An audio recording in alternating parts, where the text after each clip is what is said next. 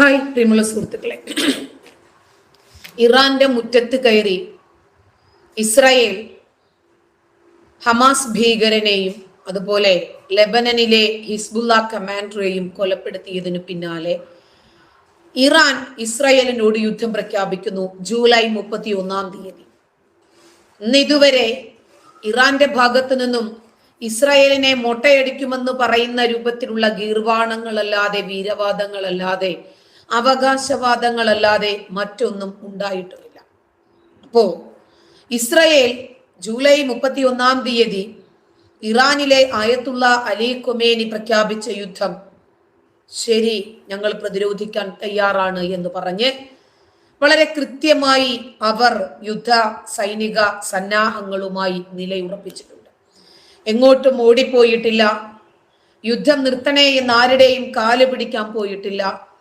ക്ഷമയാചിച്ച് കുറ്റസമ്മതം നടത്തി ക്ഷമ പറഞ്ഞ് വിട്ടുവീഴ്ച ചോദിച്ച് ഈജിപ്തിനെയോ ഖത്തറിനെയോ ഒന്നും സമീപിച്ചിട്ടില്ല, അമേരിക്കയെ അടക്കം. യുദ്ധത്തിന് ഒരു സമവായ ചർച്ചയ്ക്ക് തയ്യാറാകൂ എന്ന് ഇസ്രായേൽ പറഞ്ഞിട്ടില്ല. അതുകൊണ്ട് ഒരു തവണത്തേക്ക് സംഭവിച്ചതാണ് മാപ്പാക്കി നമുക്കിനിയും യോജിച്ചൊത്തൊരുമിച്ച് മുന്നോട്ട് പോകാം, പകയും വിരോധങ്ങളും ഒന്നും വേണ്ട, ഒന്നും പറഞ്ഞിട്ടില്ല. ബ്രിട്ടനോട് സഹായം ചോദിച്ചിട്ടില്ല ഇസ്രായേൽ, അമേരിക്കയോട് സഹായം ചോദിച്ചിട്ടില്ല, ഫ്രാൻസിനോട് ചോദിച്ചിട്ടില്ല, ഇന്ത്യയോട് ചോദിച്ചിട്ടില്ല. പക്ഷേ ഒരുപാട് രാജ്യങ്ങൾ ഇസ്രായേലിനെ സഹായിക്കാൻ സന്നദ്ധരായി മുന്നോട്ട് വരുന്നു. കാരണം ഇസ്രായേൽ നിലനിൽപ്പിന് വേണ്ടി ചെയ്യുന്ന പ്രതിരോധമാണിതെല്ലാം. പലസ്തീനാകട്ടെ ലോകം മുഴുവനും ഇസ്ലാമിക രാജ്യമാക്കുക എന്ന ലക്ഷ്യത്തിനു വേണ്ടി ചെയ്യുന്നതാണിതെല്ലാം. രണ്ടും തമ്മിൽ തലയ്ക്കകത്ത് ആളുതാമസമുള്ള ആളുകൾക്ക് മനസ്സിലാവും. പക്ഷേ മതം എന്ന മലമാണ് തലച്ചോറിൽ നിറഞ്ഞിരിക്കുന്നതെങ്കിൽ ആ വിഭാഗത്തിന് മാത്രം മനസ്സിലാകണമെന്നൊരു നിർബന്ധവുമില്ല. അവര് മനസ്സിലാക്കണമെന്ന് ഇസ്രായേലോട്ട് ആഗ്രഹിക്കുന്നുമില്ല. അങ്ങനെ ഇരിക്കുമ്പോ സൗദി അറേബ്യയിൽ ഒരുപാട് മാറ്റങ്ങൾ കൊണ്ടുവന്നു MBS മുഹമ്മദ് ബിൻ സൽമാൻ. അദ്ദേഹം സിനിമാ തിയേറ്ററുകൾ കൊണ്ടുവരികയും നിങ്ങൾക്ക് ബാങ്ക് വിളിക്കാം നിങ്ങളുടെ പള്ളിക്കകത്ത്, മറ്റുള്ളവരുടെ സ്വസ്ഥതയും സമാധാനവും തകർക്കുന്ന രൂപത്തിൽ ഇങ്ങനെ കോളാമ്പി വെച്ച് വിളിച്ചു കൂവി അള്ളാഹു വലിയവനാണ്, എൻ്റെ അള്ളാഹു മാത്രമാണ് വലിയവൻ എന്ന് കൂകി വിളിക്കണ്ട. സ്ത്രീകൾ അവർക്കിഷ്ടമുള്ള രൂപത്തിൽ അവർ വിദ്യാഭ്യാസം ചെയ്തോട്ടെ.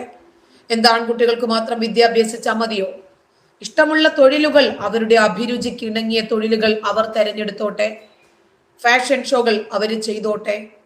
സിനിമ തിയേറ്ററുകൾ അവർ ചെയ്തോട്ടെ. അവർക്ക് വാഹനങ്ങൾ ഓടിക്കണം. പുരുഷനുള്ള എല്ലാ സ്വാതന്ത്ര്യവും സ്ത്രീക്കുമുണ്ട്. ഇതൊക്കെ 6-ാം നൂറ്റാണ്ടിന്റെ തലച്ചോറുമായി നടക്കുന്ന ആളുകൾക്ക് ദഹിക്കുമോ? ഇല്ല. അവര് MBS കൊല്ലുമെന്നാണ് ഇപ്പോൾ ഭീഷണിപ്പെടുത്തിയിരിക്കുന്നത്. കാരണം MBS ജീവിച്ചിരുന്നാൽ ഇനിയും ഒരുപാട് മാറ്റങ്ങൾ കൊണ്ടുവരും. MBS സംബന്ധിച്ചിടത്തോളം മാറുന്ന ജനതയ്ക്ക് മാറ്റമുള്ള നിയമങ്ങളാണ് അനിവാര്യം എന്ന് വിശ്വസിക്കുന്ന ആളാണ് മുഹമ്മദ് ബിൻ സൽമാൻ. അതുകൊണ്ട് സ്ത്രീകളെ നമ്മൾ തളച്ചിടപ്പെടേണ്ടുന്ന ആളുകളല്ല, അവരെ പേറുയന്ത്രമാക്കി മാറ്റേണ്ടവരല്ല. അവരും നമ്മളെ പോലെ തന്നെ പൂർണ്ണമായും സ്വതന്ത്രരായി ജീവിക്കേണ്ടവരാണ്. അതുകൊണ്ട് അവർക്ക് അവരുടേതായ ആഗ്രഹങ്ങളുണ്ട്, ഇഷ്ടങ്ങളുണ്ട്, സ്വപ്നങ്ങളുണ്ട്, പ്രതീക്ഷകളുണ്ട്, താല്പര്യങ്ങളുണ്ട്, അഭിരുചികളുണ്ട്. അതിനനുസരിച്ച് പുരുഷന്മാരെ പോലെ തന്നെ അവർക്ക് വേണ്ടുന്ന മേഖലകൾ അവർ തെരഞ്ഞെടുത്തോട്ടെ എന്നതാണ് മുഹമ്മദ് ബിൻ സൽമാന്റെ ഒരു പുരോഗമനം. 6-ാം നൂറ്റാണ്ടിന്റെ ചിന്താഗതിയും ആ ഗോത്ര നേതാവിന്റെ പുസ്തകം ഒരു കയ്യിലും മറുകൈയിൽ ആയുധവും പേറി നടക്കുന്ന ആളുകൾക്ക് അത് സഹിക്കാൻ പറ്റണമെന്ന് നിർബന്ധമില്ല.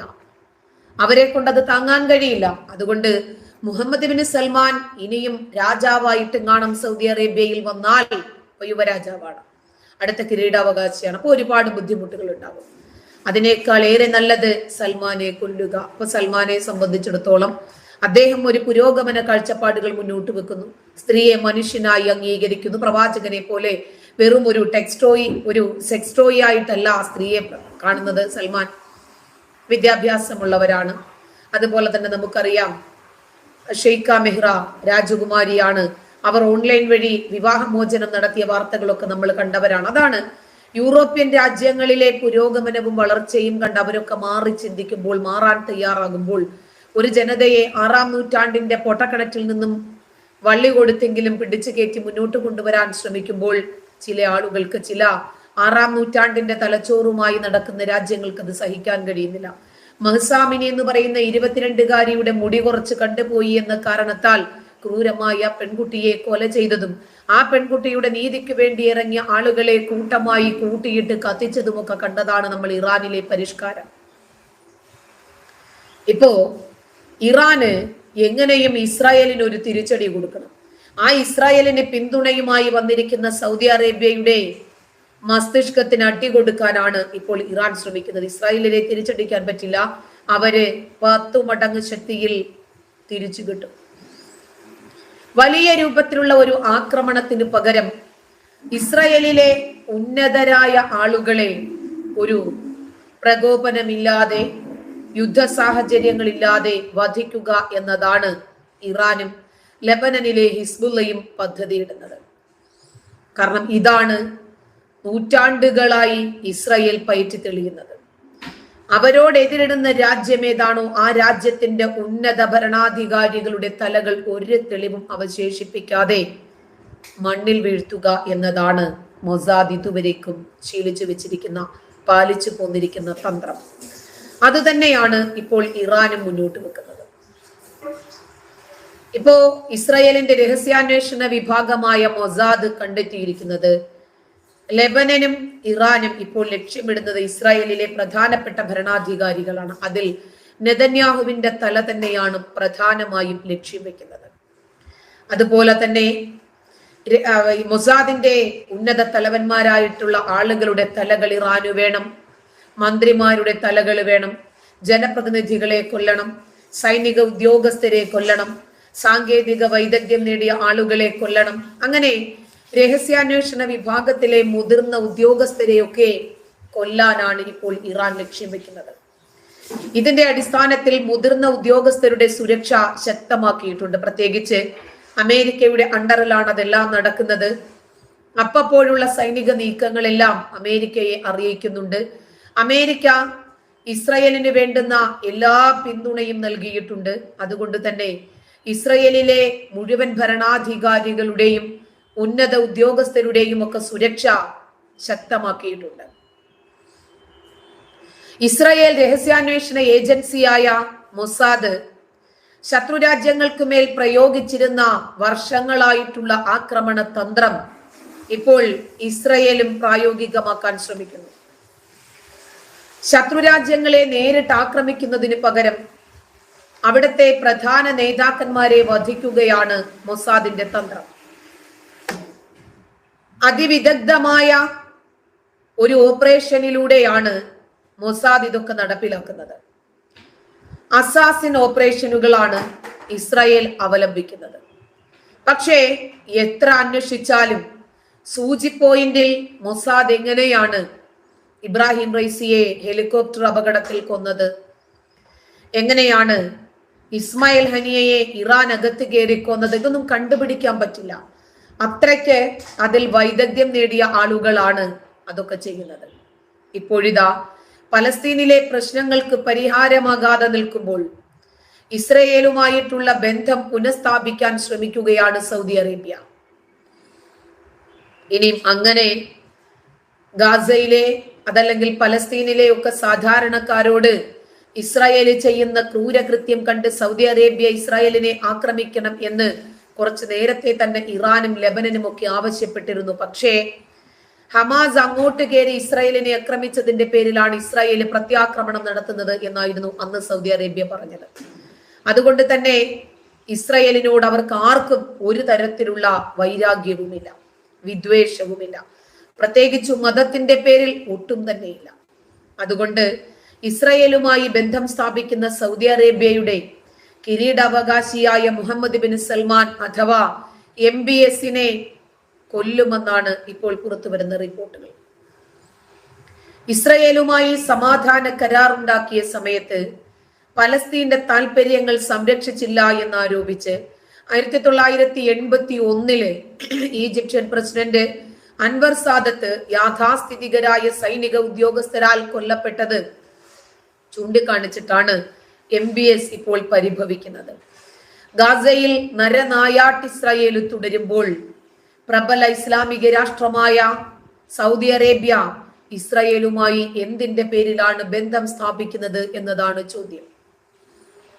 എന്നാൽ ഇസ്രായേലിന്റെ പക്ഷത്താണ് നീതിയുള്ളത്, യുക്തിയുള്ളത്, മാനവികതയും മനുഷ്യത്വവും ഉള്ളത് എന്ന് ആരെക്കാളും ഏറെ അമേരിക്കയ്ക്കും സൗദി അറേബ്യയ്ക്കും അറിയാം. അതുകൊണ്ട് ഇസ്രായേലുമായി ബന്ധം സ്ഥാപിച്ചാൽ സൗദി അറേബ്യയിലെ പൗരന്മാര് തന്നെ MBS എതിരാകും എന്നതാണ് ഒരു വാദം. US-ഉം സൗദിയും വലിയ രഹസ്യ കരാർ ഒപ്പിടാനുള്ള ചർച്ചകളുമായി മുന്നോട്ട് പോകുമ്പോഴാണ് ഈ രൂപത്തിലുള്ള പ്രതികരണങ്ങൾ വർദ്ധിക്കുന്നത്. ഹമാസ് നേതാവായ ഇസ്മായിൽ ഹനിയയുടെ കൊലപാതകത്തിന് ഇസ്രായേലിനോട് പ്രതികാരം ചെയ്യുന്നതിൽ നിന്ന് പിന്മാറണം എന്ന് യൂറോപ്യൻ രാജ്യങ്ങളുടെ അപേക്ഷ നേരത്തെ തന്നെ ഇറാൻ നിരസിച്ചിരുന്നു. ഇസ്മായിൽ ഹനിയയെ ഇസ്രായേൽ കൊന്നു. ഇസ്രായേലിനോട് പ്രതികാരം ചെയ്യണമെന്ന് പറഞ്ഞിട്ടാണ് ഇപ്പൊ ഇറാൻ ഇറങ്ങി തിരിച്ചിരിക്കുന്നത്. പക്ഷെ യൂറോപ്യൻ രാജ്യങ്ങൾ പറയുന്നത് ഇറാനും ഇസ്രായേലും തമ്മിൽ ഒന്ന് കൂട്ടിമുട്ടിയാൽ അത് ലോകമഹാരാജ്യങ്ങളുടെ യുദ്ധങ്ങളിലേക്ക് പോകും. അങ്ങനെ മൂന്നാം ലോക മഹായുദ്ധം പൊട്ടിപ്പുറപ്പെടാൻ സാഹചര്യം ഉണ്ടാകും. അതുകൊണ്ട് അത്തരത്തിലേക്ക് പോകരുത് എന്നാണ് ഇപ്പോൾ മുന്നോട്ട് വെക്കുന്ന നിർദ്ദേശം. എന്നാൽ ഇത്തരം ഒരു ആവശ്യം രാഷ്ട്രീയമായി ഒരു യുക്തിയും ഇല്ലാത്തതാണ് എന്നാണ് ഇറാന്റെ സൈനിക വക്താവ് പറയുന്നത്. ഇറാൻ ഇസ്രായേലിനോട് പകരം ചോദിക്കാൻ ഇറങ്ങി തിരിച്ചിരിക്കുന്നത് യുദ്ധതന്ത്രവും കൂടിയാണ്. അതുകൊണ്ട് തന്നെ ഈ പ്രതികാരത്തിൽ നിന്നും ഒരു ഇഞ്ച് പോലും താൻ പിന്നോട്ട് പോകില്ല എന്നാണ് ഇറാന്റെ വ്യക്തമാക്കൽ. ജൂലൈ 31 ഇറാന്റെ പുതിയ പ്രസിഡന്റായ മസൂദ് പെസഷ്കിയാന്റെ സ്ഥാനാരോഹണ ചടങ്ങുകൾക്കിടയിൽ ഇസ്മായിൽ ഹനിയ ഇറാനിനകത്ത് വെച്ചിട്ട് തന്നെയാണ് കൊല്ലപ്പെടുന്നത്. ഇസ്രായേലാണ് ആക്രമണത്തിന് പിന്നിൽ എന്ന ആരോപണം ഇറാൻ തന്നെ ഉയർത്തിയിട്ടുണ്ട്. ചെയ്തെന്നോ ചെയ്തില്ലെന്നോ ഇതുവരേക്കും ഇസ്രായേൽ അവകാശവാദവുമായി മുന്നോട്ട് വന്നിട്ടില്ല. അതിന് പിന്നാലെയാണ് ബെയ്റൂട്ടില് ഇസ്രായേൽ നടത്തുന്ന ആക്രമണത്തില് ലെബനനിലെ തീവ്രവാദ ഗ്രൂപ്പായ ഹിസ്ബുള്ളയുടെ മുതിർന്ന കമാൻഡർ കൊല്ലപ്പെടുന്നത്. ഈ രണ്ട് സംഭവങ്ങൾക്കും പ്രതികാരം ചെയ്യണം. ഇറാൻ ഇസ്മായിൽ ഹനിയയുടെ രക്തത്തിന് ഇസ്രായേലിനോട് പ്രതികാരം ചെയ്യണം.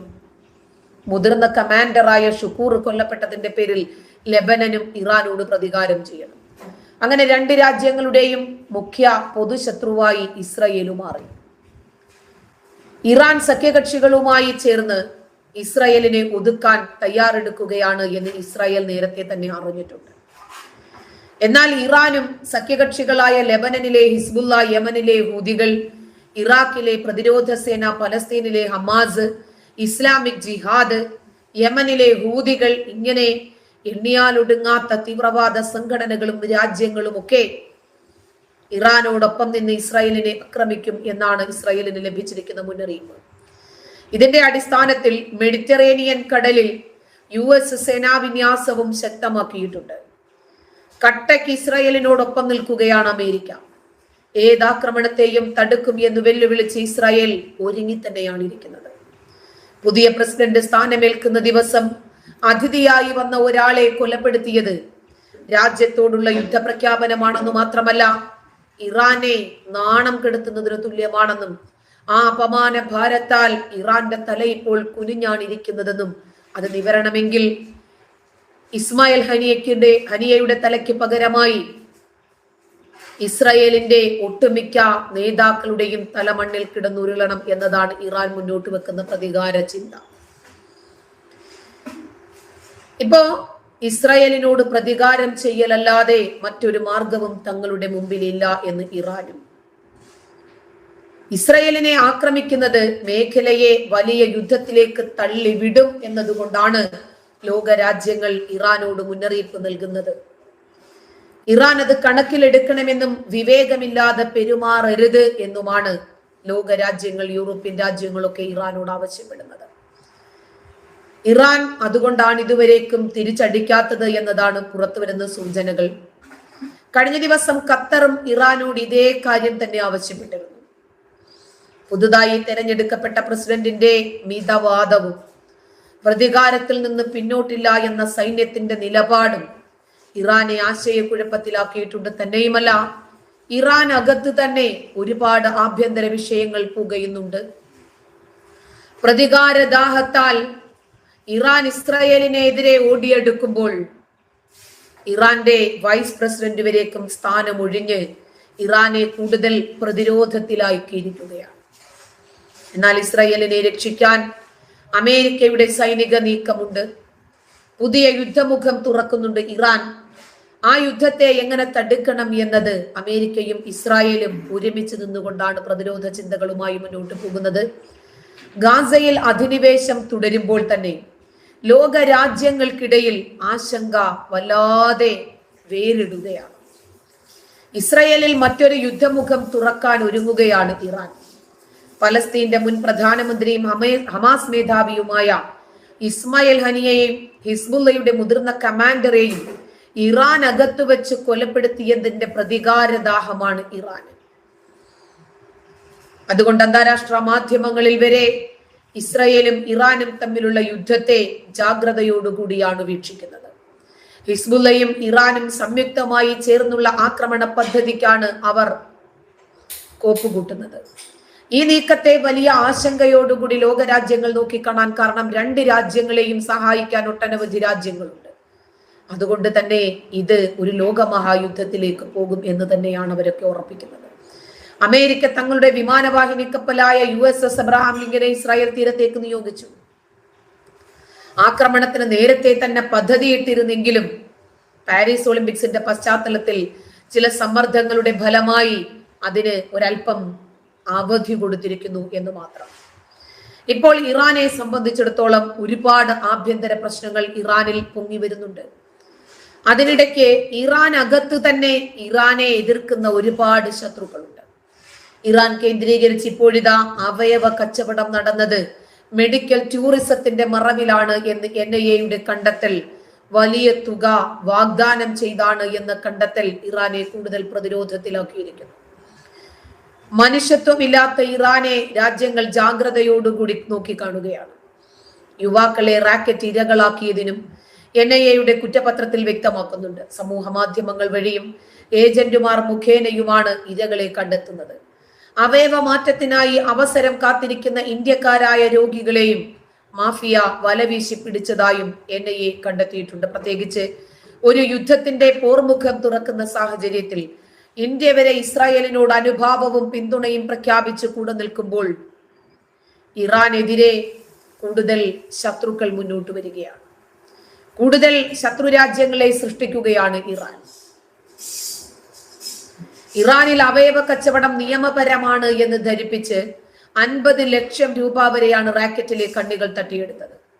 റാക്കറ്റിലെ കണ്ണികൾ വിവിധ സർക്കാർ വകുപ്പുകളിലെ ഉന്നത ഉദ്യോഗസ്ഥരുടെ വ്യാജരേഖകളും സീലുകളും ചമച്ചതായും കണ്ടെത്തിയതായി NIA കുറ്റപത്രത്തിൽ വ്യക്തമാക്കുന്നു. ഇത് ഇറാനോടുള്ള ഇസ്രയേലിന്റെ പക കൂട്ടാൻ കാരണമാകുന്നു, ഇന്ത്യയുടെ പക കൂട്ടാൻ കാരണമാകുന്നു. അതുകൊണ്ട് തന്നെ ഇറാനെതിരെ കൂടുതൽ രാജ്യങ്ങൾ പിറുപിറുത്തു തുടങ്ങിയിരിക്കുന്നു. ഇസ്രായേലിനെതിരെ ആക്രമണം നടത്താനുള്ള നീക്കവുമായി ഇറാൻ ഇനിയും മുന്നോട്ട് പോയാൽ വലിയ രൂപത്തിലുള്ള പ്രത്യാഘാതങ്ങൾ നേരിടേണ്ടി വരുമെന്ന മുന്നറിയിപ്പുമായി അമേരിക്ക ഉണ്ട്. ഹമാസ് തലവനായ ഇസ്മായിൽ ഹനിയയെ കൊലപ്പെടുത്തിയതിന്റെ പ്രതികാരമായി ഇസ്രയേലിന് ശക്തമായ തിരിച്ചടി നൽകിയിട്ടല്ലാതെ ഇനി തങ്ങൾ വിശ്രമിക്കില്ല എന്ന ഇറാന്റെ പ്രഖ്യാപനം അമേരിക്കയെയും ആശങ്കയിലാക്കിയിട്ടുണ്ട്.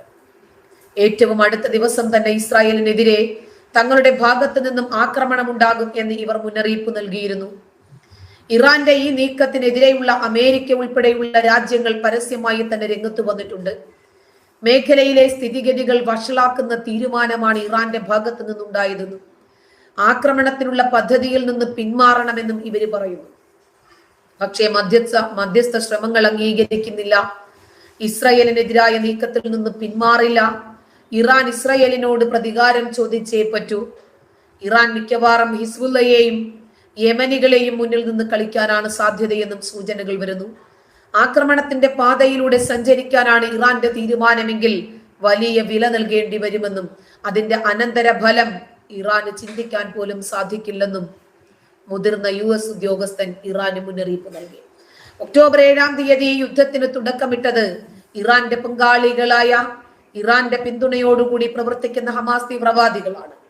വെടിനിർത്തൽ കരാർ നടപ്പിലാക്കാനും ബന്ദികളെ മോചിപ്പിക്കാനുമുള്ള ശ്രമങ്ങൾ വേഗത്തിൽ നടപ്പിലാക്കാനുള്ള ഏറ്റവും മികച്ച അവസരമായിട്ട് ഇതിനെ കാണണം എന്നാണ് ഹമാസിനോട് ഇറാനും പറയുന്നത്. എന്നാൽ അതിനെ അട്ടിമറിക്കാനുള്ള ശ്രമം ഒരു ഭാഗത്ത് ഹമാസിന്റെ ഭാഗത്ത് നിന്നും ഉണ്ടാകുന്നുണ്ട്. അതിന്റെ പരിണിത ഫലം നിങ്ങൾ വിചാരിക്കുന്നതിനപ്പുറമായിരിക്കുമെന്നാണ് അമേരിക്ക നൽകുന്ന മുന്നറിയിപ്പ്. കഴിഞ്ഞ മാസം 31-ാം തീയതിയാണ്, അതായത് ജൂലൈ 31-ാം തീയതിയാണ് ഇറാനിൽ ഔദ്യോഗിക ചടങ്ങിൽ പങ്കെടുക്കാൻ എത്തിയതിന് പിന്നാലെ ഇസ്മായിൽ ഹനിയ കൊല്ലപ്പെടുന്നത്. ആക്രമണത്തിന്റെ ഉത്തരവാദിത്വം ഇസ്രായേൽ ഏറ്റെടുത്തിട്ടില്ലെങ്കിലും അതിന് പിന്നിൽ അവര് തന്നെയാണ് എന്ന് ഇറാൻ ആരോപിക്കുന്നുണ്ട്. ഇറാൻ തങ്ങൾക്കെതിരെ നീങ്ങിയാൽ ഇറാനിലെ തന്ത്രപ്രധാനമായ കേന്ദ്രങ്ങൾ ലക്ഷ്യമിട്ടുകൊണ്ടായിരിക്കും ആക്രമണം തങ്ങൾ നടത്തുന്നത് എന്ന് ഇസ്രായേല് പലതവണ തെളിയിച്ചതാണ്. ബ്രിട്ടന്റെയും ഫ്രാൻസിന്റെയും പ്രതിനിധികളോടൊപ്പം ഒരു കൂടിക്കാഴ്ച നടത്തിയപ്പോഴും ഇത് തന്നെ വ്യക്തമാക്കിയിട്ടുണ്ട്. ഇസ്രായേലിനെ സംബന്ധിച്ചിടത്തോളം ഏത് രൂപത്തിലുള്ള തിരിച്ചടിയെയും പ്രതിരോധിക്കാൻ ഞങ്ങൾ സജ്ജരാണ് എന്നാണ് പറയുന്നത്. ഇപ്പോൾ ഇസ്രായേലിലെ ഉന്നത നേതാക്കളുടെ തലകളാണ് ഇറാൻ ആവശ്യപ്പെട്ടിരിക്കുന്നത്. എന്തുകൊണ്ടാണ് ജൂലൈ 31-ാം തീയതി നടന്ന കൊലപാതകത്തിൽ ഇന്നിത്രയും ദിവസമായിട്ടും ഇറാൻ ഇസ്രായേലിനെ തിരിച്ചടിക്കാത്തത്? ഇറാൻ ഭയന്നു പോയോ ഇസ്രായേലിന്റെ സൈനിക നീക്കം കണ്ടിട്ട്? 50 വർഷത്തോളം പഴക്കമുള്ള യുദ്ധ ഉപകരണങ്ങളല്ല ഇസ്രായേലിന്റെ കയ്യിലുള്ളത്, അതിനൂതനമായ സംവിധാനങ്ങളാണുള്ളത്. അത് കണ്ട് ഇറാൻ ഒരു വേള ഭയന്നു പോയിട്ടുണ്ടോ എന്ന് മാധ്യമങ്ങൾ എഴുതുന്നു. ഇസ്രായേലിനെ ഇപ്പോൾ തന്നെ ഭൂമുഖത്ത് നിന്ന് ഞങ്ങൾ തുടച്ചു നീക്കുമെന്ന് പറഞ്ഞിട്ടാണ് ഇറാൻ ഇറങ്ങി തിരിച്ചത്. ജൂലൈ 31 മുതൽ ഇന്ന് വരെ അത് പറഞ്ഞുകൊണ്ടിരിക്കുക. ഇറാനും ഇസ്രായേലും തമ്മിലൊന്ന് കൂട്ടിമുട്ടിയാൽ, യുദ്ധമൊന്ന് തുടങ്ങിയാൽ കേരളത്തിലെ മുക്കാൽ മീഡിയകൾ പടക്കം വാങ്ങിച്ച് കാത്തിരിക്കുക പൊട്ടിച്ചാഘോഷിക്കാൻ. ഇറാന്റെ മടയിൽ കയറിയാണ് ഇസ്രായേല് ഇറാൻ കാക്കാമാർക്കും ഹമാസ് കാക്കാമാർക്കും പണി കൊടുത്തത്. അതുകൊണ്ട് ഇറാന്റെ മുൻ പ്രസിഡന്റിന്റെ അപകട മരണം ഹെലികോപ്റ്ററിന്റെ തകരാറ് മൂലമാണ് എന്ന് ഇറാൻ പറഞ്ഞ് തടി തപ്പുമ്പോൾ അതിന്റെ പിന്നിൽ മൊസാദിന്റെ കരങ്ങളാണെന്ന് ലോകരാജ്യങ്ങൾക്കൊക്കെ അറിയാം. 50 വർഷം പഴക്കമുള്ള ഇബ്രാഹിം റൈസി എന്ന ഇറാന്റെ മുൻ പ്രസിഡന്റ് സഞ്ചരിച്ച ഹെലികോപ്റ്റർ മാത്രം അപകടത്തിൽപ്പെടുന്നു. കൂടെ പോയ ഒന്നും അപകടത്തിൽപ്പെടുന്നില്ല. ഇപ്പോ ഇസ്രായേലാണ് കൊലപ്പെടുത്തിയത് എന്ന് പറഞ്ഞാൽ ഇറാന് നാണക്കേടല്ലേ? പറയാൻ പറ്റില്ലല്ലോ. ഇതിന്റെ പിന്നിലുള്ള തിരക്കഥ മൊസാദിന്റേതായിരുന്നു എന്ന് ലോകരാജ്യങ്ങൾ ഇന്ന് മണത്തറിഞ്ഞിട്ടുണ്ട്. കാരണം അത്രമാത്രം പ്രാക്ടീസ് നേടിയവരാണ് മൊസാദ്. ഹിസ്ബുള്ളയാണെങ്കിലും ഹൂതിയാണെങ്കിലും ഇതുപോലെയുള്ള തീവ്രവാദ സംഘടനകളെ കൊണ്ട് കുറെ റോക്കറ്റ് ഇസ്രായേലിലേക്ക് വിടുന്നു, ഒന്നും നിലത്ത് വീഴുന്നില്ല. ആകാശത്ത് വെച്ച് തന്നെ ഇസ്രായേലിന്റെ അയോൺ ഡോം തകർക്കുന്നു. ഇസ്രായേൽ ആണെങ്കിലോ ഹൂതികളുടെ കേന്ദ്രം തന്നെ ബോംബിട്ട് തകർക്കുന്നു. അവരുടെ ആയുധ പുരകൾക്ക് നേരെ ബോംബിടുന്നു.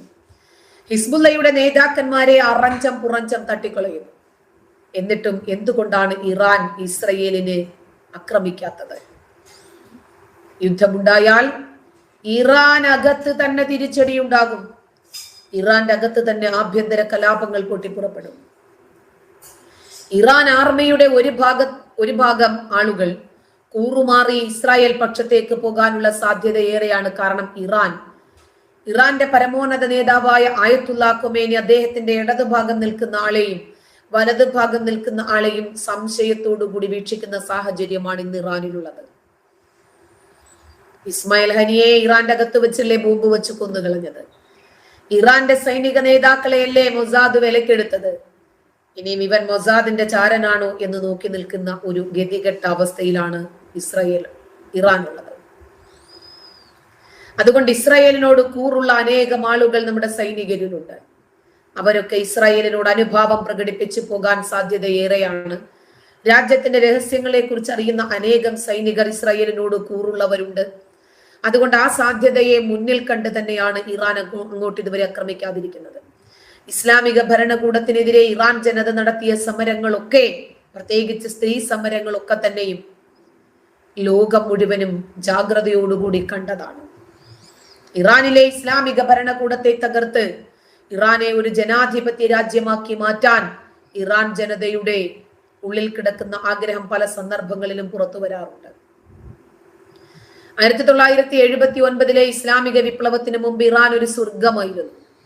2500 വർഷങ്ങൾ പഴക്കമുള്ള പേർഷ്യൻ സംസ്കാരം ലോകത്തിന് വലിയ സംഭാവനകൾ നൽകിയിട്ടുണ്ട്. സ്ത്രീകൾക്കൊക്കെ എല്ലാവിധ സ്വാതന്ത്ര്യവും ഉണ്ടായിരുന്ന ഒരു കാലത്ത് നിന്നാണ് ഇസ്ലാമിക വിപ്ലവം നടത്തി സ്ത്രീകളെ എല്ലാവരെയും അപ്പിക്കുപ്പായം എന്ന് കറുത്ത ചാക്കിനകത്ത് പൊതച്ചു വെക്കുന്നത്. യുദ്ധമുണ്ടായാൽ ഇസ്രായേൽ മാത്രമല്ല അമേരിക്കയും കയറി അടിക്കും. അമേരിക്കയുടെ ആക്രമണം കേന്ദ്രീകരിക്കുന്നത് ഗൾഫിലെ ഏതെങ്കിലും ഇസ്ലാമിക രാജ്യത്തിൽ നിന്ന് തന്നെയായിരിക്കും എന്നതാണ് രസകരമായ വസ്തുത. ഇസ്ലാമിക രാജ്യങ്ങളൊക്കെ തന്നെയും ഇറാനെതിരെ തിരിഞ്ഞാൽ പ്രത്യാഘാതം വളരെ കൂടുതലായിരിക്കും. ഒരുപക്ഷെ സൗദി അറേബ്യ കൂടി ഇസ്രായേലിനും അമേരിക്കയ്ക്കും ഒപ്പം ചേർന്നാൽ പോലും അത്ഭുതമില്ല. അതുകൊണ്ടാണ് മുഹമ്മദ് ബിൻ സൽമാനെ തളയ്ക്കാൻ ഇറാൻ ആദ്യം തന്നെ പദ്ധതിയിട്ടത്. ഇസ്രായേൽ ആണെങ്കിലോ പൂർണ്ണ യുദ്ധത്തിനുള്ള എല്ലാ തയ്യാറെടുപ്പുകളും നടത്തി കാത്തിരിക്കാൻ തുടങ്ങിയിട്ട് നാളുകളേറെയായി. ഇറാൻ ഇസ്രായേലിനെ ഏതാണ്ട് മൊട്ടയടിക്കുമെന്നും ഒരുമിച്ച് നിന്ന് മൂത്രമഴിച്ച് തെറിപ്പിച്ച് കളയുമെന്നും ഒക്കെ പറയലല്ലാതെ സ്വന്തം മൂക്കിന് താഴെ ഇസ്രായേൽ കയറി അടിച്ചതിന്റെ നാണക്കേട് മറയ്ക്കാൻ ഇറാൻ എന്തെങ്കിലും ചെയ്തേ പറ്റൂ. പക്ഷെ ഇതുവരെ ഒന്നും ചെയ്യാൻ പറ്റുന്നില്ല.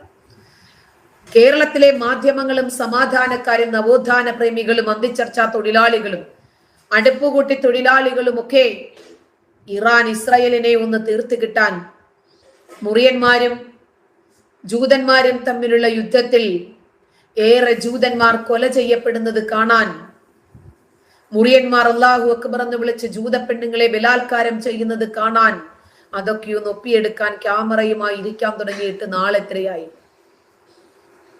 ഇറാനും ഇസ്രായേലും തമ്മിൽ കൂട്ടിമുട്ടുന്ന സാഹചര്യം ഉണ്ടായാൽ ഖത്തർ ഇടപെടും, സൗദി ഇടപെടും, തുർക്കി ഇതിനകത്ത് പെടും. ഇറാൻ തുടങ്ങി വെക്കുന്ന യുദ്ധം ഒടുവിൽ ഇസ്രായേൽ അവസാനിപ്പിക്കേണ്ടതായി വരും. ഇറാൻ ഇസ്രായേലിനെ മൊട്ടയടിച്ചു കളയുമെന്ന് പറഞ്ഞു. തലയുമായിട്ട് ഇപ്പോഴും ഇസ്രായേൽ നിരത്തിലുണ്ട്. മൊട്ടയടിച്ചോ, ഞങ്ങൾ തയ്യാറാണ്. മൊട്ടയടിച്ചു കഴിഞ്ഞാൽ നിങ്ങളുടെ തലയില്ലെങ്കിൽ കുഴപ്പമുണ്ടോ എന്ന ചോദ്യത്തിലാണ് ഇസ്രായേൽ. 1 വർഷത്തോളമായി ഇസ്രായേൽ കാത്തിരിക്കുവാണ് യുദ്ധം ചെയ്യാൻ. എന്തെങ്കിലും ഒന്ന് ചെയ്യുമോ പ്ലീസ്. യുദ്ധം തുടങ്ങിയാൽ ഇറാൻ തോൽക്കുമെന്ന് മാത്രമല്ല, ഇറാൻ ഒരു ജനാധിപത്യ പരമാധികാര രാജ്യമായി മാറും. ഇറാനിലെ ഇസ്ലാമിക ഭരണകൂടത്തിന്റെ ഏറ്റവും പേടിയും അത് തന്നെയാണ്. ഇസ്രായേൽ ഇറാനിൽ കയറി ലോകത്തിലെ ഏറ്റവും വലിയ തീവ്രവാദി നേതാവിനെ കൊന്നത് ഇറാനിനുള്ളിലെ പിന്തുണ കൊണ്ടാണ്. അതാണ് ഇറാനെ ഭയപ്പെടുത്തുന്നത്. ഇറാനിലെ ജനങ്ങൾ തന്നെ ഇറാനിലെ ഈ സ്വേച്ഛാധിപത്യ ഭരണകൂടത്തിനെതിരെയാണ് നിൽക്കുന്നത്.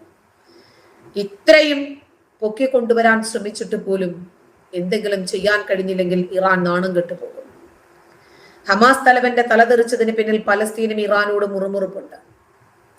എങ്ങനെയെങ്കിലും ഇസ്രായേലിന് ഒരു തിരിച്ചടി കൊടുത്ത് എങ്ങനെയെങ്കിലും ഹമാസിനെ ഒന്ന് സുഖിപ്പിച്ചു നിർത്തണം, ഹൂതികളെ ഒന്ന് സുഖിപ്പിച്ചു നിർത്തണം, ലെബനനെ ഒന്ന് സമാധാനപ്പെടുത്തണം. ഇതൊക്കെ തന്നെയാണ് ഇറാന്റെ ആകെയുള്ള ലക്ഷ്യം. ഇറാൻ ഇസ്രായേലിനെ തകർത്തു എന്ന ടൈറ്റിലും ഉണ്ടാക്കി കാക്കാമാര് കാത്തിരിക്കാൻ തുടങ്ങിയിട്ട് കാലം കുറയായി. ഇറാൻ ഇസ്രായേലിനെതിരെ ഒന്നും ചെയ്യാൻ കഴിഞ്ഞില്ല എന്ന് മാത്രമല്ല, ഇസ്രായേൽ ഓരോ ദിവസവും അട്ടിക്കണ്ടി തിരിച്ചു കൊടുത്തുകൊണ്ടിരിക്കുക. ഇസ്രായേലിന്റെ തിരിച്ചടിയിൽ പതറി നിൽക്കുന്ന വിഭാഗമായി മാറുകയാണ് ഇവരെ. ഇപ്പം പുറത്തു വന്ന ഒരു വാർത്തയുണ്ട്. വെസ്റ്റ് ബാങ്കിലെ ജെനിനിൽ ഇസ്രായേൽ ശക്തമായ രൂപത്തിൽ ഒരു വ്യോമാക്രമണം നടത്തി. കാറിൽ സഞ്ചരിച്ചിരുന്ന 2 പലസ്തീൻ സ്വദേശികൾ കൊല്ലപ്പെട്ടതായി പലസ്തീൻ ആരോഗ്യ മന്ത്രാലയം അറിയിച്ചു. ജെനിൻ മേഖലയിൽ സായുധ പോരാളികൾക്കെതിരെ വ്യോമാക്രമണം നടത്തിയതായി ഇസ്രായേൽ സൈന്യം സ്ഥിരീകരിച്ചു. കൂടുതൽ വിവരങ്ങൾ പുറത്തു വന്നിട്ടില്ല. 10 മാസമായി ഗാസയിൽ നടക്കുന്ന പോരാട്ടത്തിന് ഒരവസാനം വരുത്തുന്നതിന് വേണ്ടി ദോഹയിൽ അടുത്ത ആഴ്ച സമാധാന ചർച്ച ആരംഭിക്കാനിരിക്കുമ്പോൾ ഇസ്രായേൽ ഒന്നും നോക്കിയില്ല, കേറി അടിച്ചു. ഇസ്രായേലിന് ഇത് നിലനിൽപ്പിന് വേണ്ടിയുള്ള സമരമാണ്. ഇസ്രായേലിന് നിലനിന്നേ പറ്റൂ. ഇസ്രായേൽ 2017 ശേഷം ആദ്യമായി വെസ്റ്റ് ബാങ്കിൽ കുടിയേറ്റ കേന്ദ്രം നിർമ്മിക്കാൻ ഇസ്രായേൽ ഒരുങ്ങുന്നു. വെസ്റ്റ് ബാങ്കിൽ പ്രവർത്തിക്കുന്ന രാജ്യത്തിന്റെ ഭരണസമിതിയായ ഇസ്രായേലി സിവിൽ അഡ്മിനിസ്ട്രേഷനാണ് ഇക്കാര്യം പ്രഖ്യാപിക്കുന്നത്. കാരണം അത്രമാത്രം കുടിയേറ്റക്കാരുണ്ട് അവിടെ. പലസ്തീൻ നഗരമായ ബെത്ലഹേമിന് സമീപം ജെറുസലേമിന്റെ തെക്കു പടിഞ്ഞാറായി ഏകദേശം 148 ഏക്കർ ഭൂമിയുണ്ട്. അതിനകത്താണ് ഒരു കുടിയേറ്റ കേന്ദ്രം നിർമ്മിക്കാൻ ശ്രമിക്കുന്നത്. കുടിയേറ്റ കേന്ദ്ര നിർമ്മാണത്തിന് സംഘർഷമുണ്ട്, സുരക്ഷാ വെല്ലുവിളികളുമുണ്ട്. ഇതിനെ എതിർക്കുന്ന സംഘടനയായ പീസ് നൗ മുന്നറിയിപ്പ് നൽകിയിട്ടുണ്ടത് വേണോ എന്ന് ചോദിച്ചു. പിന്നെ ഈ കുടിയേറ്റക്കാരെ എന്ത് ചെയ്യും? അവർക്ക് എന്തെങ്കിലും ഒരു ഷെൽട്ടർ വേണമല്ലോ.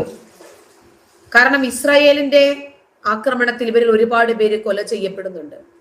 കാരണം ഹമാസ് ഭീകരർ കയറി ഒളിക്കുന്നത് ഇവരുടെ ഈറ്റില്ലങ്ങൾക്കകത്താണ്. അതുകൊണ്ട് എങ്ങനെയും ഇസ്രായേലിന് ഇവരെ ഒഴിവാക്കുകയും വേണം, ഹമാസിന്റെ അവസാന ഭീകരനെയും ഇല്ലാതാക്കുകയും വേണം. ഈ രണ്ട് ലക്ഷ്യങ്ങളും നിൽക്കുമ്പോൾ കുടിയേറ്റ കേന്ദ്രം നിർമ്മിക്കുകയല്ലാതെ മറ്റൊരു ലക്ഷ്യവുമില്ല. ഈ സാഹചര്യത്തിൽ ഇറാനോട് അനുഭാവം പ്രകടിപ്പിച്ച് കുറെ പാകിസ്ഥാനി ഫാൻസ് നമ്മുടെ നാട്ടിലുമുണ്ട്. അല്ല റെനീസ്, എന്നെ വെള്ളം കുടിപ്പിക്കണ്ട. അബ്ദുറഹ്മാനെ, എന്റെ കൂലിയെ കുറിച്ച് എന്തിനാടാ നീ ആകുലപ്പെടുന്നത്? അതിന്റെ ആവശ്യമുണ്ടാ? ഇസ്രായേലിന് എന്ത് ചേർത്ത് നിൽക്കുന്ന? ഇസ്രായേൽ ചേർത്തല്ലേ നിന്നുകൊണ്ടിരിക്കുന്നത്? എന്തുപറ്റി? ഗാസയ്ക്കകത്തല്ലേ ഇസ്രായേൽ നിൽക്കുന്നത് ഇപ്പോഴും? 6-ാം നൂറ്റാണ്ടിന്റെ ഗോത്ര പുസ്തകം ഉൽപ്പാദിപ്പിച്ച ആ ഒരു സംസ്കാരമുണ്ടല്ലോ, ആ ഒരു അന്യമത വിരോധമുണ്ടല്ലോ, അതും പേറി നടക്കുന്ന നിനക്കൊന്നും അത് പറഞ്ഞാൽ മനസ്സിലാകത്തില്ല. പലസ്തീൻ ഹിസ്റ്ററി ശരി അബ്ദുറഹ്മാൻ അറിയാല്ലേ? അറിഞ്ഞിരുന്നാ മതി. അബ്ദുറഹ്മാനെ, ഇരന്ന് ജീവിക്കുന്ന പിച്ചക്കാരോട് എല്ലാവർക്കും ബഹുമാനമാടാ, നിന്നെ പോലുള്ളവർക്കല്ല. നിന്നോട് ആര് പറഞ്ഞാ അതിനകത്ത് വലിഞ്ഞു കയറി വരാൻ?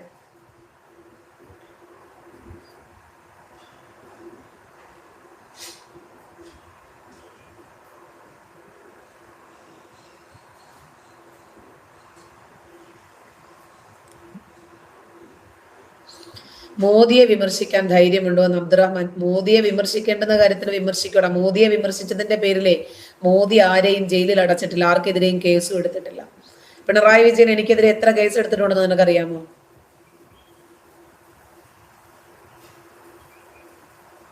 പൊടാ പൊടാ പൊടാ.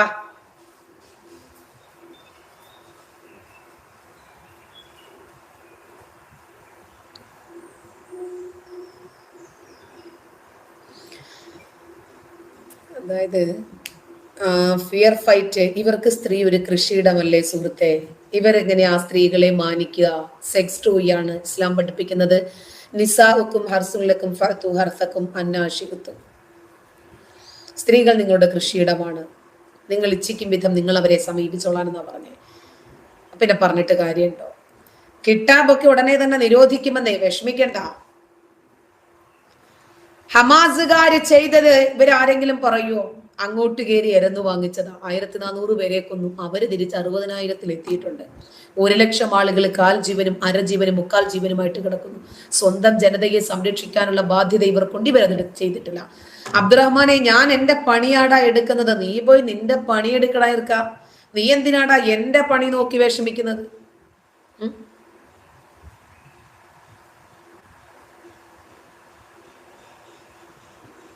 മറിയമിന്റെ മകൻ ഈസ ആരാ നിനക്കറിയില്ലേ? ഏതെങ്കിലും നബിയോട് ചോദിക്കടാ. ഫോൺ നമ്പർ ഇല്ലേ? 786, വിളിച്ചു ചോദിക്കേ. അല്ലെങ്കിൽ പടച്ചവനോട് ചോദിക്കേ, ബിസ്മില്ലാഹിർ റഹ്മാനിർ റഹീം വിളിച്ചു ചോദിക്കേ.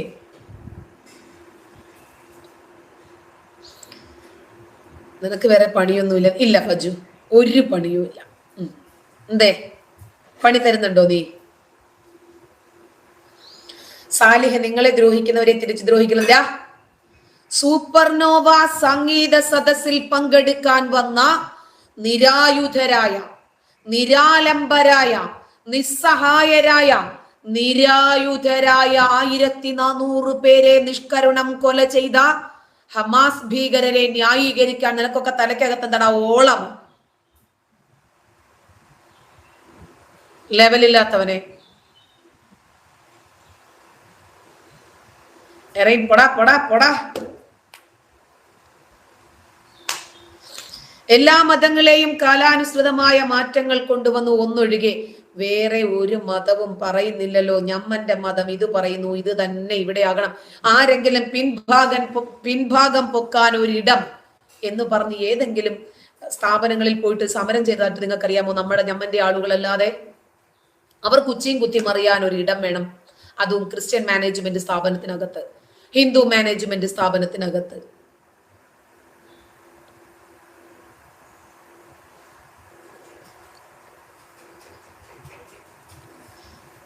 ജസ്ന എവിടെയുണ്ടെന്ന് വൈകിട്ട് ഞാൻ വീഡിയോയിൽ വരുന്നുണ്ട് കേട്ടോ, ഞാൻ പറഞ്ഞുതരാം ജസ്ന എവിടെയുണ്ടെന്ന്. അബു അസാൻ, അമാസാര, നിന്റെ മാമ, നിന്റെ മാമയുടെ അമാസ്. നന്നായിട്ടൊന്ന് എഴുതാനെങ്കിലും പഠിക്കടാ. അമാസ് ഹെച്ചാടാ, ഹ ഹ ഹ, നിക്കാഹ ഹ എന്നൊക്കെ പറയില്ലേ, ഹ.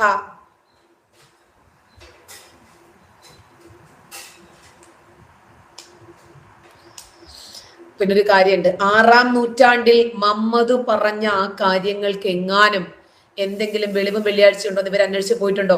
ഞാനൊരു സംശയം ചോദിക്കട്ടെ. ഇപ്പൊ ഒരു സുഹൃത്ത് നല്ലൊരു കമന്റ് ഇട്ടല്ലോ, ഫിയറി ഫൈറ്റ്. അതെ, ഒന്ന് ആലോചിച്ച് നോക്കിയേ.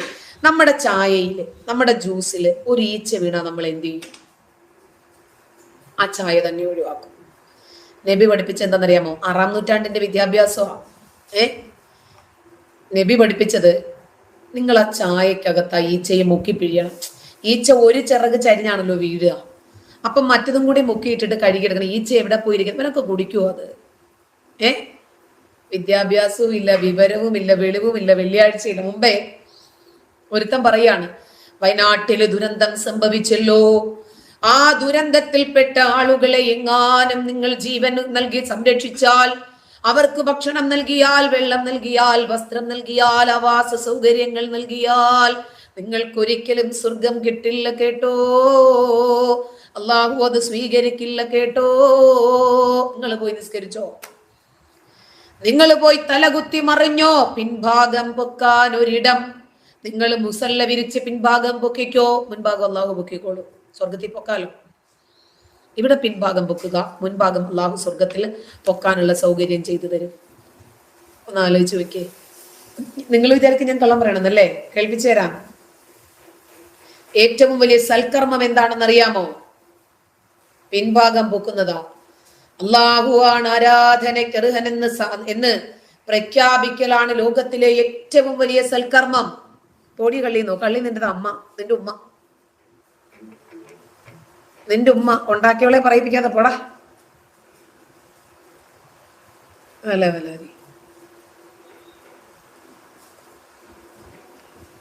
ഒരു ഉസ്താദ് പറയാ, അല്ലാഹുവല്ലാതെ ആരാധനയ്ക്ക് അർഹനില്ല എന്ന് പ്രഖ്യാപിക്കുക, അതാണ് ലോകത്തിലെ ഏറ്റവും വലിയ സൽക്കർമ്മം. അതല്ലാതെ ഒരു മനുഷ്യന്റെ ജീവൻ രക്ഷപ്പെടുത്തുന്നതോ ഒരു മനുഷ്യന് വേണ്ടുന്ന സഹായം ചെയ്യുന്നതോ ഒന്നുമല്ല സൽക്കർമ്മം. എന്നാ കേട്ടോ, നീയൊക്കെ തന്നെ ചെവി തുറന്ന് കേട്ടിട്ട് പോയാ മതിയടാ. ഈ ലോകത്തുള്ള ഏറ്റവും വലിയ കാരുണ്യ പ്രവർത്തനം മെഡിസിൻ കൊടുക്കലല്ല, ഭക്ഷണം കൊടുക്കലല്ല, വസ്ത്രം കൊടുക്കലല്ല, വീടുണ്ടാക്കി കൊടുക്കലല്ല. നിങ്ങൾ അല്ലാഹുവിനെ അറിയണം എന്ന കാരുണ്യ പ്രവർത്തനം. ആ പടച്ചവനെ മാത്രമേ ആരാധിക്കാൻ പാടുള്ളൂ. ആരാധനയുമായി ബന്ധപ്പെട്ട സർവ്വ കാര്യങ്ങളും ഒരു ഇലാഹുമില്ല ഇല്ലല്ലാഹ്, അല്ലാഹു അല്ലാതെ എന്ന സന്ദേശം കൊടുക്കലാണ് സഹോദരന്മാരെ, സഹോദരിമാരെ, ഏറ്റവും വലിയ കാരുണ്യ പ്രവർത്തനം. ഈ കാരുണ്യത്തിന്റെ സന്ദേശം അവിടെ മരണപ്പെട്ടവർക്ക് കിട്ടിയിട്ടുണ്ടോ? അവർ സ്വീകരിച്ചിട്ടുണ്ടോ? അവരിപ്പോൾ സ്വർഗത്തിന്റെ അനുഭൂതികൾ ആസ്വദിച്ചു കൊണ്ടിരിക്കുകയാണ്. അതുകൊണ്ട് ഏറ്റവും വലിയ കാരുണ്യ പ്രവർത്തനം വിശ്വാസം കൃത്യമായി വ്യക്തമായി പഠിപ്പിച്ച് ഈമാനോടുകൂടി മരിക്കാൻ ആവശ്യമായ ഒരു അവസ്ഥയിലേക്ക് മനുഷ്യരെ സജ്ജമാക്കുക എന്നതാണ് ഏറ്റവും വലിയ കാരുണ്യ പ്രവർത്തനം. മരണപ്പെട്ടു പോയവരെ സംബന്ധിച്ചിടത്തോളം ആ സന്ദേശം അവർ സ്വീകരിച്ചിട്ടുണ്ടോ, അവരുടെ ജീവിതത്തിലുണ്ടോ, അവർ രക്ഷപ്പെട്ടു എന്നതാണ്. മനസ്സിലായില്ലേ? അതായത് നമ്മൾ ഇവിടെ ചെയ്യേണ്ടത് മറ്റൊന്നുമല്ല, അവിടെ ജട്ടിയും പ്രായം ഇടാതെ ഒരുപാട് ഹൂറികൾ കാത്തു നിൽപ്പുണ്ട് തുണി കൊടുക്കാതെ. പൂർണ്ണനഗ്നരായി നിൽക്കുന്ന ഹൂറികളുടെ അടുത്തേക്കൊന്ന് പോകാൻ ഒരു അവസരം കിട്ടുമ്പോ, ഒരു മനുഷ്യൻ അങ്ങനെ മരണാസന്നമായി കാത്തു നിൽക്കുമ്പോൾ അവന് വെള്ളമല്ലടാ കൊടുക്കേണ്ടത്, അവന് തുണിയല്ല കൊടുക്കേണ്ടത്. അവന് നിങ്ങൾ മോനെ അല്ലാഹുവല്ലാതെ ആരാധനയ്ക്ക് അർഹനില്ല കേട്ടോ എന്ന് പറഞ്ഞിട്ട് അവനിങ്ങനെ തൊണ്ടപൊട്ടി മരിക്കണം. ഇതാണ് വേണ്ടത്.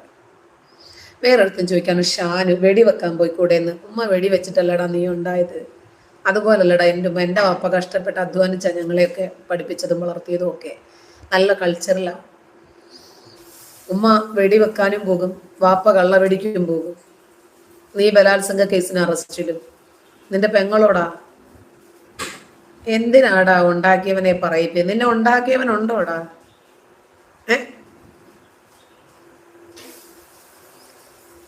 വെളിവുമില്ല, വെള്ളിയാഴ്ചയുമില്ല, പബ്ലിക്കിൽ വന്നിട്ട് എന്ത് പറയണമെന്നും അറിയില്ല.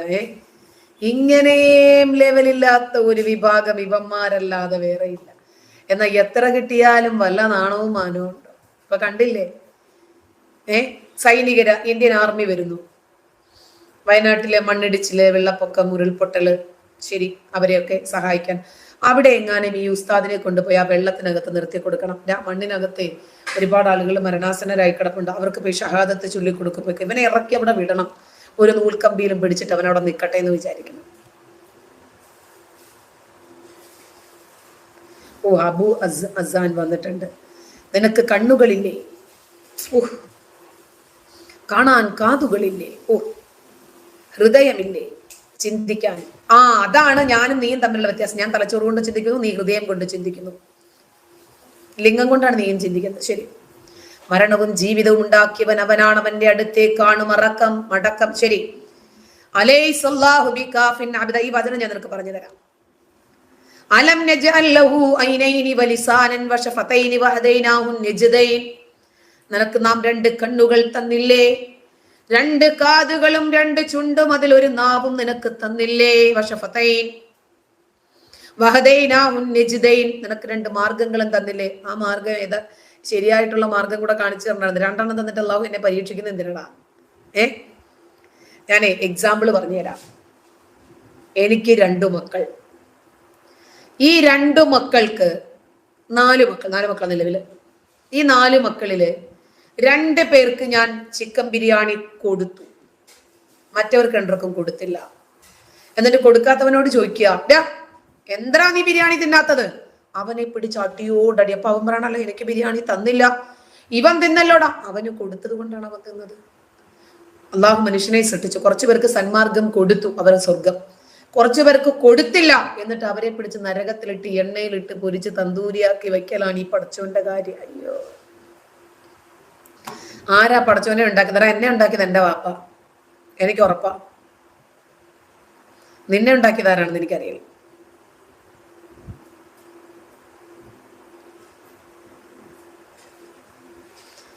നമസ്തേ ശങ്കർജി. മനുഷ്യനെ ഉണ്ടാക്കിയത് ആരാന്നാ ചോദ്യം. എല്ലാ മനുഷ്യനെ ഉണ്ടാക്കിയത് ആരാണെന്ന് ചോദിച്ചിട്ട് അവരുടെയൊക്കെ ബേസ് അടിസ്ഥാനത്തിൽ ഞാൻ എന്തിനാടാ പോകുന്നത്? എന്നെ ഉണ്ടാക്കിയത് എന്റെ വാപ്പ, അതെനിക്ക് ഉറപ്പാ. ഉമ്മച്ചെ വേറെ ആരും കല്യാണം കഴിച്ചില്ല, വാപ്പച്ച മാത്രമേ ഉള്ളൂ. വേണ്ടോ ഉറപ്പാ എനിക്ക്.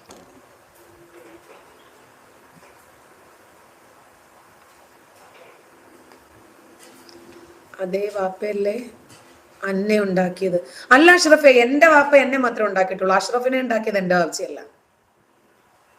ചുമ്മാ ഇല്ലാത്ത ആരോപണമൊന്നും പറയലടാ മരിച്ചുപോയ മനുഷ്യനെ കുറിച്ച്.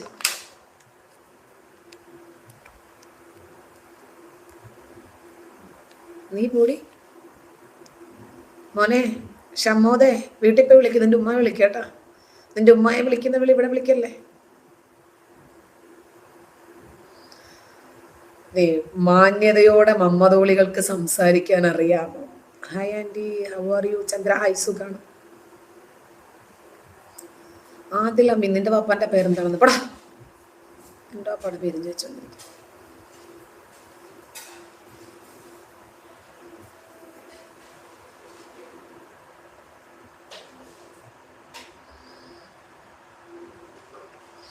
അപ്പോൾ നമുക്കിനി അടുത്ത ലൈവിൽ കാണാം. നന്ദി. വിശക്കുന്നു, ഭക്ഷണമൊന്നും കഴിച്ചിട്ടില്ല, ഭക്ഷണം കഴിക്കാനുള്ള സമയമായല്ലോ. അപ്പോൾ ഇറാൻ ഇപ്പോ ഇസ്രായേലിനെ മുട്ടയടിക്കുന്നു പറഞ്ഞു വന്നതാണ്. ഇസ്രായേൽ ആണെങ്കിൽ തലയും കൊണ്ട് അവിടെ തന്നെ നിൽക്കൊണ്ട്, വായോ എല്ലാവരും കൂടി ഒരുമിച്ചാണോ മുട്ടയടിക്കുന്നത്, അതോ ഒറ്റയായിട്ടാണോ? കാരണം ഇവർക്കൊന്ന് തയ്യാറെടുപ്പുകൾ വേണമല്ലോ. അങ്ങനെ നിൽക്കുകയാണ്. അപ്പോ ഇറാൻ ഇസ്രായേലിനെ അടിക്കുന്നത് കാണാൻ വേണ്ടിയിട്ട് പടക്കം പൊട്ടിച്ച് പച്ച ലഡുവും വാങ്ങിച്ചിട്ട് ഇവിടെ കുറെ മുറിയങ്കാക്കാമാര് കാത്തു നിൽപ്പുണ്ട്. ഗോവിന്ദ, എല്ലാം ശശിയായി പോയി. അതൊന്ന് അറിയിക്കാൻ വേണ്ടിയിട്ടാ. അയ്യോ, ഇല്ലാത്ത വചനം പറയരുത് അബു അസാൻ. എന്റെ തന്തയെ മാറ്റാൻ നീ ആയിട്ടില്ല കേട്ടോടാ. അഷ്റഫിനെ ഉണ്ടാക്കിയതും നിന്റെ വാപ്പായെ ഉണ്ടാക്കിയതും നിന്നെ ഉണ്ടാക്കിയതും അവനാണ്. അള്ളാഹുന്നു. അള്ളാഹു എന്താടാ ലൈംഗിക തൊഴിലാളിയോ? എല്ലാവനെയും ഉണ്ടാക്കിക്കൊണ്ട് കിടക്കാൻ. അഷ്റഫിനെ ഉണ്ടാക്കിയത് ആരാണെന്ന് എനിക്കറിയില്ല. എന്നെ ഉണ്ടാക്കിയത് എന്റെ വാപ്പച്ചി. എന്റെ വാപ്പച്ചി ഉണ്ടാക്കിയത് ആ മനുഷ്യന്റെ വാപ്പച്ചി കേട്ടോ.